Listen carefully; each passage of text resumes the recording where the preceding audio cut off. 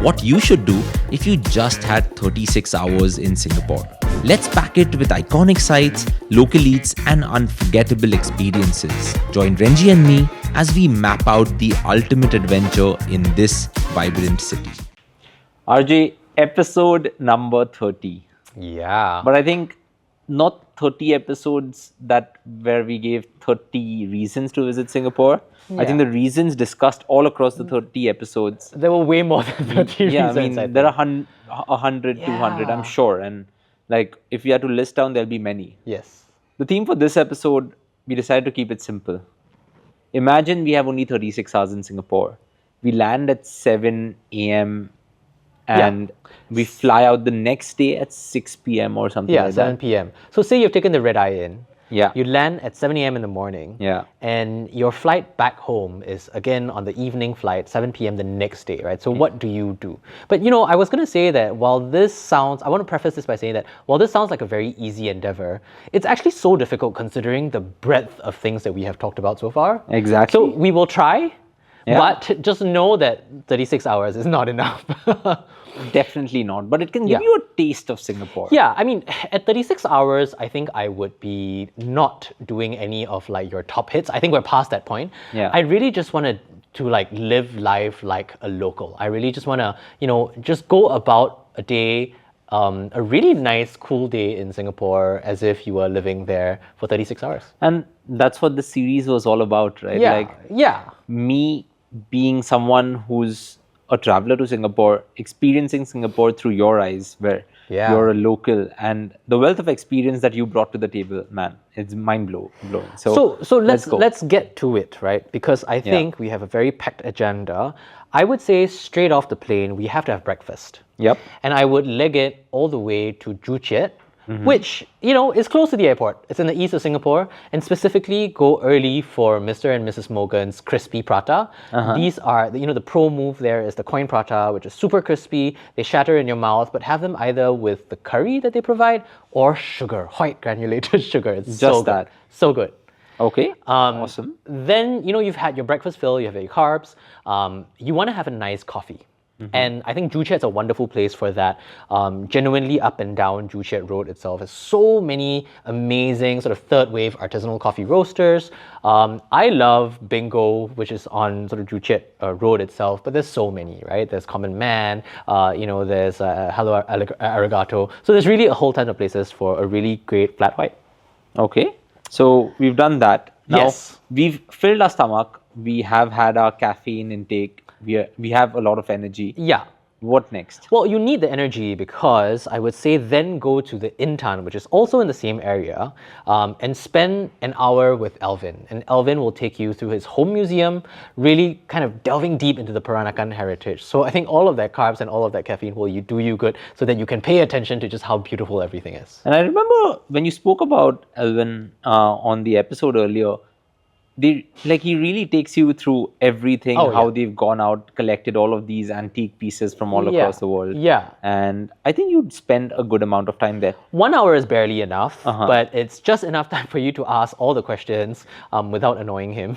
But he's very lovely. And then at some point, we have to have lunch. Yep. I think lunch should be seafood. Okay. And makes sense. How about a seafood lunch at Palm Bay, where you get a great view of the Marina Bay? Exactly, yeah. Palm Beach, right on Marina Bay itself, I think it's just got this unobstructed view of the most iconic part of Singapore. But at the same time, it's just really solid seafood, man. Gotta have crabs, gotta have like a whole steamed fish, minimum. Cereal prawns. Go with more people. More people That's is always a good idea in Singapore, But don't have the dessert, because let's go have dessert at the ice cream museum. Yes, that's a great idea. And again, ice cream museum is so dangerous because, you tell yourself, okay, I've had lunch, I'm just going to nibble. But when the ice cream is just right there and it's calling out your name, there are 10 different stations, you have 10 different flavors, you just have to overindulge, right? So perfect way to spend an afternoon. On a natural day, I wouldn't do seafood lunch and then go to the ice cream museum. But You because wouldn't? 36 hours. But we have 36 hours, so why not check out the ice cream museum? YOLO. Right? Awesome. After that, where to? So I think that all of that walking around will work up an appetite for a drink. Another one. An evening drink. And I would say that the top of the National Gallery, which overlooks sort of the Marina Bay area as well as the downtown core of Singapore, there's this wonderful bar called Smoke and Mirrors, which we've talked about previously also. Amazing cocktails, but again, I think it's just the whole vibe of being in the old Supreme Court and City Hall and kind of surveying the land in front of you while you have a nice icy cocktail. I think it's a spectacular way to see the sunset. Perfect. And I think you can do the tour as well, right? You can do the tour, and the tour will kind of take you through the artworks downstairs that inspired the different cocktails. So I think always a great experience. But the one thing I would say is for food, we can't go to Singapore and not have like hawker food. Yeah, if you have one night in Singapore, it has to be hawker center. It has to be hawker center, and I would say honestly, I love bringing people to Newton, which we've talked about. Newton really comes alive at night. So get some grilled seafood going, some sambal stingrays, some grilled chicken wings, just all of your hawker classics. Maybe an ice cold beer. Now at Newton, if you have anything specific, is it that you'll get it only at lunch and not at dinner, or you'll get everything at dinner? No, but I think a lot of the shops there tend to open only in the evening. Okay. And in the day, it's hot, it's kind of open air. So it really does come alive at night. But it's also, it comes alive at night also because that's when people are out and about and like about to either go out for a drink or came from drinks. And I guess in our case, we'll have both come from a drink and then proceeded to drinks after, right? Yeah. Because we can't. So where should drinks after be? So I think just to continue that local sort of experience, you would then want to go to Native, which does wonderful, like I said, Southeast Asian, spirits, produce, forage stuff, as well as Elephant Room, which is where Yugi does sort of Tamil-inspired cocktails. I think just a wonderful way to kind of remind yourself of the fact that you're in Singapore. So in just one day, we have done the crispy paratha. Yes. We've done great hipster coffee. Of course. We've been to a museum. We've had a Intan. seafood lunch. Yes. Then we've been to the ice cream museum after More that. calories. Then yes. we've gone to the bar at the National Gallery. We've gone to a hawker center, and we've experienced the nightlife of Singapore. Yeah, easy. Enough to retire for the night. Arguably for the year, but okay, let's say for the night. And then the next morning, I think we have to have a break from all this decadence and debauchery. But we were talking about the forest bathing experience at Gardens by the Bay. And again, the quiet side of Gardens by the Bay. And just reflecting on how you've not stopped stuffing your face since landing in Singapore, I think it's a good thing to do. So forest bathing and Gardens by the Bay, visit the Gardens by the Bay because you're there. Visit Gardens by the Bay, and if you're already there, I would say then do like a brunch, either at Hortus, which is the cafe, or like a more sit-down lunch at Marguerite, which is the sort of very fine dining restaurant in the dome itself. And I think it's just such a spectacular way to be out in the open, but at the same time in like cool, conditioned air.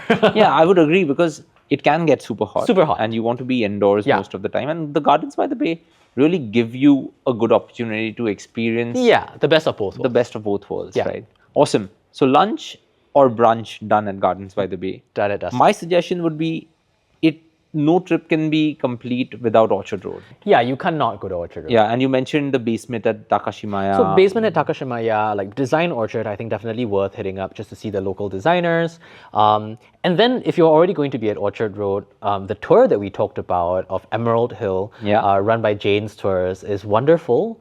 And it's also the perfect excuse to end up at number 5 on Emerald. I knew it. For a cheeky martini before your flight. You have to do it. You're already there. Yeah, might as well. So Orchard Road, Emerald Hill, a cheeky martini at... Plus free peanuts and throw the shells on the floor. Throw the shells on the floor. Don't forget to do that. Definitely not. And then I think at this point you better start heading to the airport. But don't go to the airport. Well, go to Jewel, I would say. Go early-ish and go to Jewel. And I think that's your last opportunity to do like frantic souvenir shopping because you've totally neglected that for your family.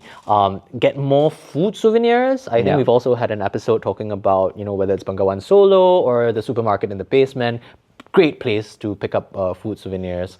And then, of course, take photos with the rain vortex because why not? I guess I would also pick up some egg tarts. Oh, yes. You don't get egg tarts here. Yes, and very much so. That gives you a last opportunity. If your flight is at 7, have an early dinner also. Yeah, at the one of the mall or one of the something, restaurants there, or even the food court inside Terminal 3 is actually really excellent. You get great seafood hor fun there. Oh, you get great seafood hor fun, and also you get Taiwan minced pork noodles, which is a Michelin starred.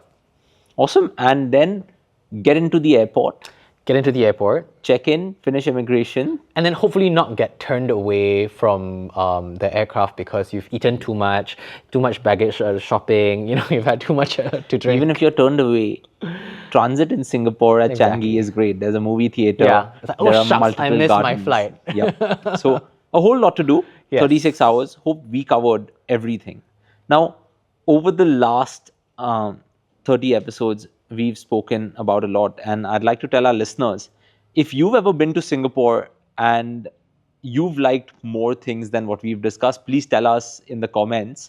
Or if you're not been to Singapore, I think we have convinced you enough to go to Singapore. So add it to your bucket list. But RJ, because you brought so much to this 30-part series, I feel it's only apt that I let you end it. So it's over to you. Oh, this is a tough call. So I think that the truth is we could continue talking about this forever, right? Yeah. Because there's truly just so many things that we can talk about that's cool.